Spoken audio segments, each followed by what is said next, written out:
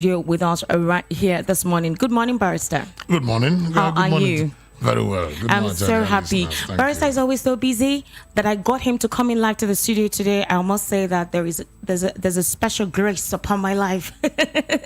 Okay, so this is the reason why Barrister Fred Nzako is in the studio with us right here. And like I said, on Issues in the News, we try to diverse these issues.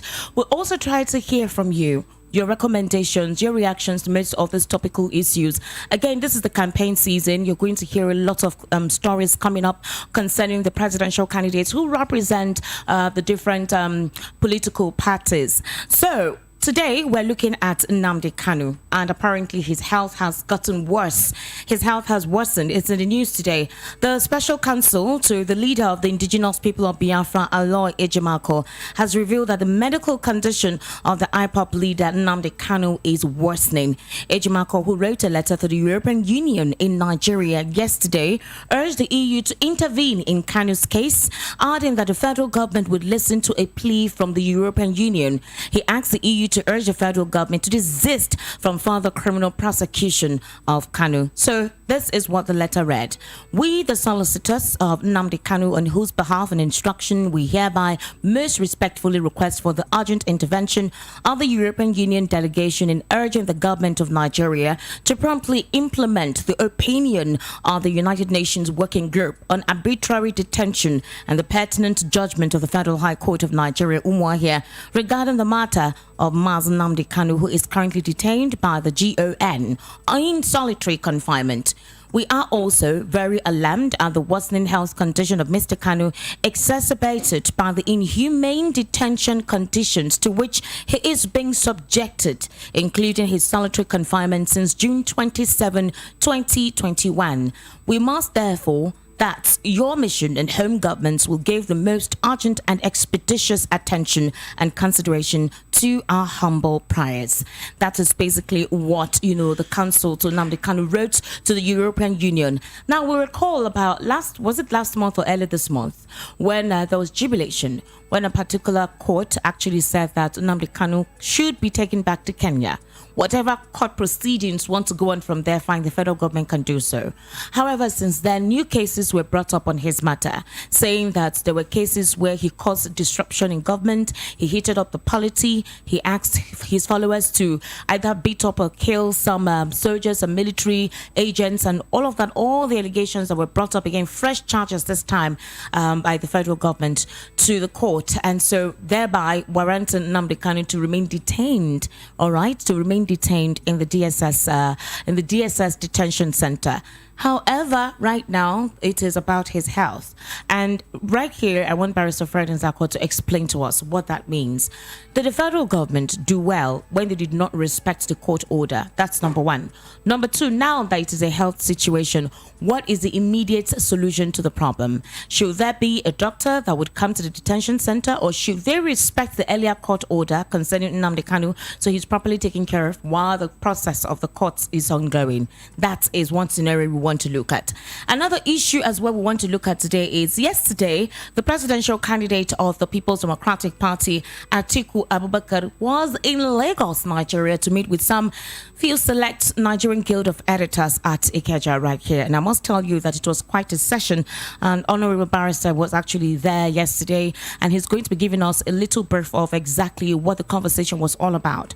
But the question I want to ask is, one of the things he said at that particular meeting with the Nigerian Guild of Editors yesterday was that restructuring was going to be one of his mandates in order to cure the unrest and the disparity that we're currently witnessing in the country. So this is what he said.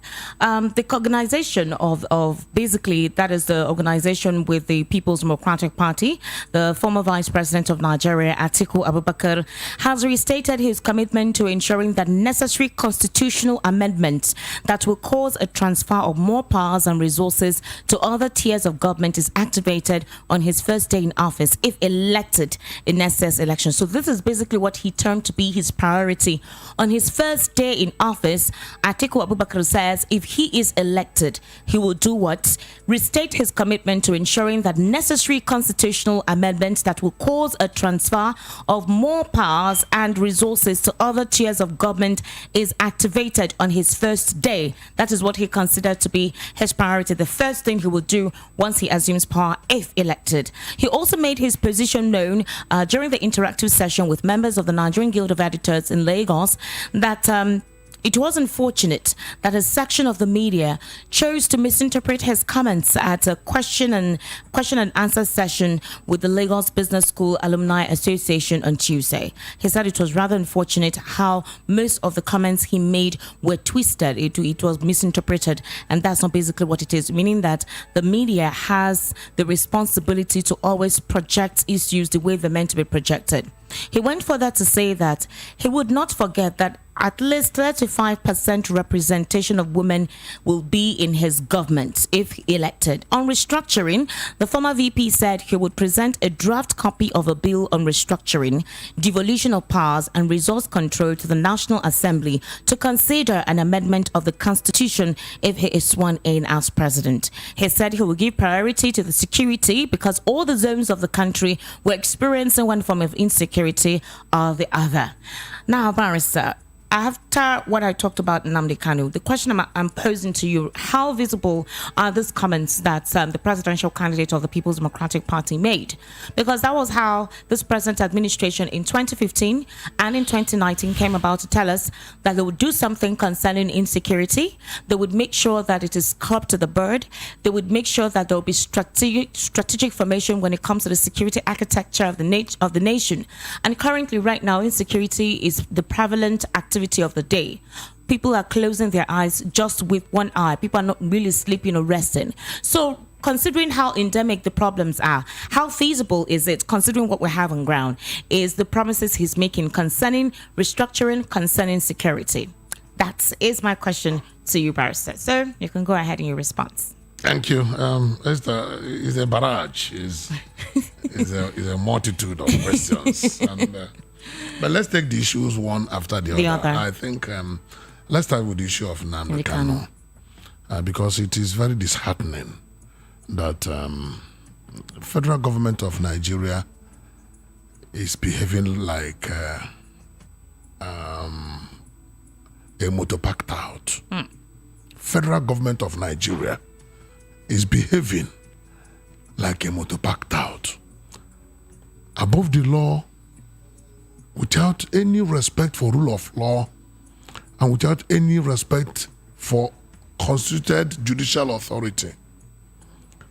I say this advisedly because the matter of Nnamdi Kanu has become an issue that has gone beyond law. It has also crept into the realm of morality and humanity.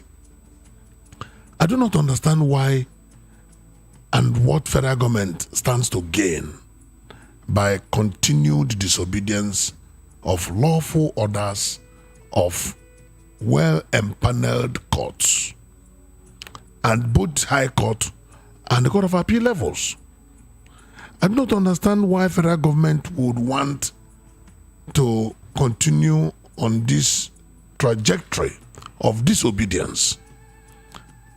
We have the doctrine of separation of powers, and the same constitution that gives the executive the authority to act in an executive manner also gives the judiciary the authority to give judicial orders that must be respected. And the same authority gives, the same constitution gives authority to the legislature to make laws for the order and good governance of the country. All these things are aimed at ensuring that we don't live like animals in the thick forest. But the federal government seems to prefer thick forest relationship than civil relationship in a human environment. The story of Nnamdi Kanu is not a new story. This battle in courts is not new. The Federal High Court Umuahia recently gave an order that he should not only be released, he should be paid compensation of 500 million naira. That has not been done.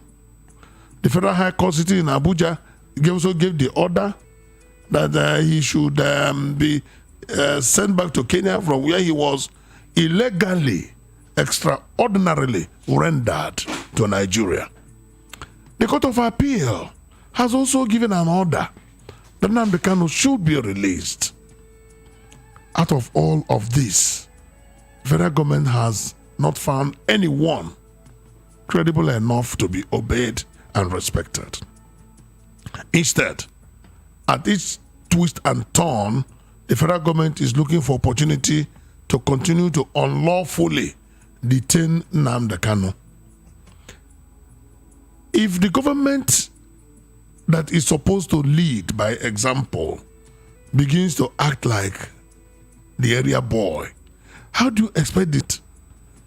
And the rest of the citizens will follow, including the corporate citizens. Today, if the federal government refuses to obey the court order, it only emboldens agencies of government like the police, the SSS, the civil defense, all of them to disobey lawful court order. And that is what we are seeing in Nigeria today, and the citizens are crying under the burden of such disobedience. Now, Nnamdi Kanu's health is failing. The SSS detention center is not like the prison correctional center. The facilities in the prison are different. The prison is built in a manner that because many people that are given life sentences, if a man is 30 years and he's given life sentence, he could stay in prison for the next 70 years. And there are facilities that will keep him alive. Such facilities are not available in the SSI detention center. It's supposed to be a temporary center. Nnamdi Kanu has been there since 27th of June 2021. 27th of June 2022 made it exactly 1 year, and this is November. Meanwhile, between 2017 and 2020, for almost 3 years, he was in custody, incarcerated. Many courts gave order that he should be released, at least on bail. Eventually, when he was released on bail, federal government scuttled it by sending soldiers to go and ransack his village. That made him to run away. Now, federal government knew that there are ways and means, there are legitimate diplomatic processes of bringing back anybody you feel is a fugitive. There are diplomatic ways to do that. Government didn't do that. Instead, government abducted him. Extraordinary rendition means government abduction. You can call it kidnapping if you like. So what government did was to kidnap Nnamdi Kanu from Kenya. To kidnap him. They kidnapped him. They kidnapped him. When you call it extraordinary rendition, it's an international diplomatic language. The native language is kidnap. What government did was to kidnap Nnamdi Kanu and brought him to face justice that is not there. And that is why the court said, you have brought him back in a very illegal, illegitimate, or lawful manner. Send him back and follow due process. Oh, government will not do that. They won't do that. Many people who have been causing problems in the country, including leaders of dreaded Boko Haram, have not received such treatment. Why wouldn't Nnamdi Kanu receive such treatment? When you sit down on your own and you begin to ruminate over the injustice, the lack of fairness meted on Nnamdi Kanu, you can't but shudder about the mindset of the people in authority. Now he was brought back. Even while in detention, he has won cases in court. The same court that the federal government approached. And he won them. So, what does federal government want? They want to kill him? Or what? Today, his health is failing. Mr. President, who is the leader and the head of government, at the slightest discomfort, will be flown abroad for checkup, for medical treatment, for checkup, and for follow-up. They give it all manner of names. Since he assumed office in 2015, he has been abroad a totality of over 273 days on medical tourism.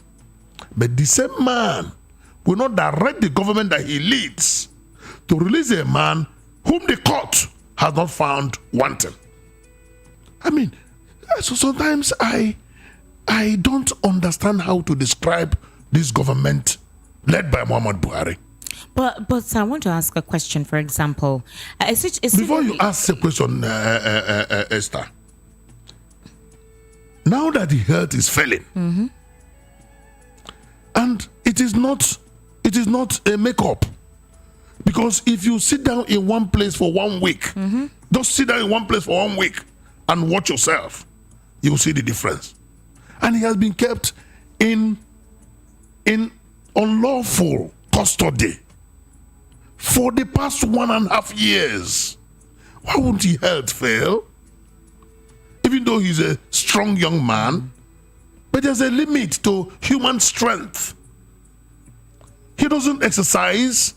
He doesn't have the facilities in there. It's custody that's supposed to be temporary. Then why would they make it a permanent custody? That's not his house.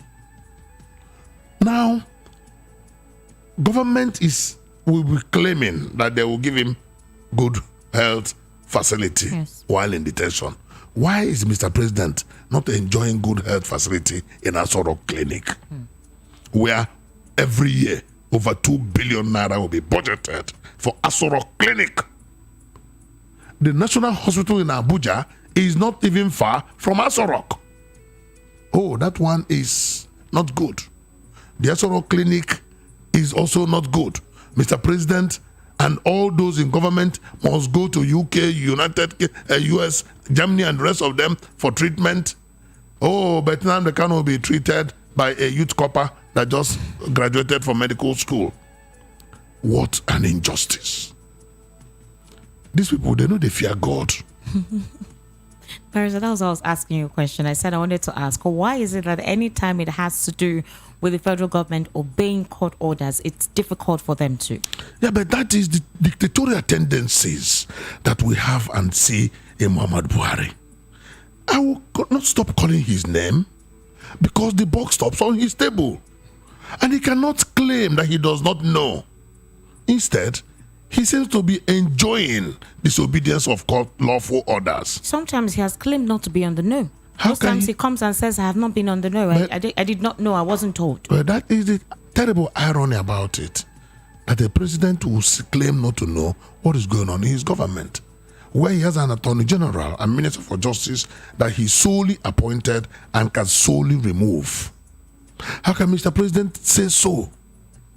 So if he doesn't know, why is he in office? Is this his birthright? Can't he honorably resign? If the people he appointed cannot tell him anything and he doesn't want to even ask or know anything. What if he does ask and they don't really tell him what exactly is happening? What is happening to his hammer?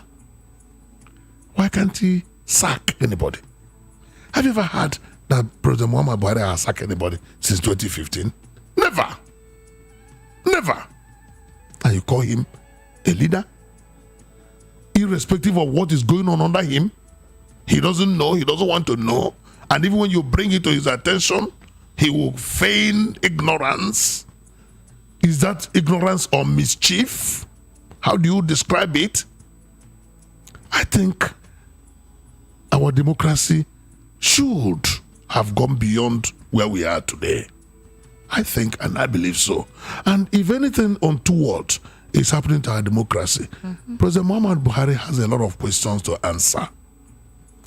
And Nigerians must say it the way it is. Today is Nnamdi Kanu, tomorrow it may be another person. And that is not the way democracy is structured to be. It's structured to be a government of the people, for the people, and by the people. But what we are seeing today is not democracy. Absolutely not democracy. And it is extremely very painful, because these are part of the frustrations that will drive the youth to want to hate their country. These are part of the frustrations that will drive this average citizen not to be patriotic, not to think Nigeria, and then see Nigeria as a junkyard. Meanwhile, this is a country that is manifestly blessed, that should also be a blessing to everybody. But it is not. Intentionally made to be a source of discomfort, a source of stress and worry to majority by the ruling minority. And it is extremely unfortunate. Extremely unfortunate. That's true.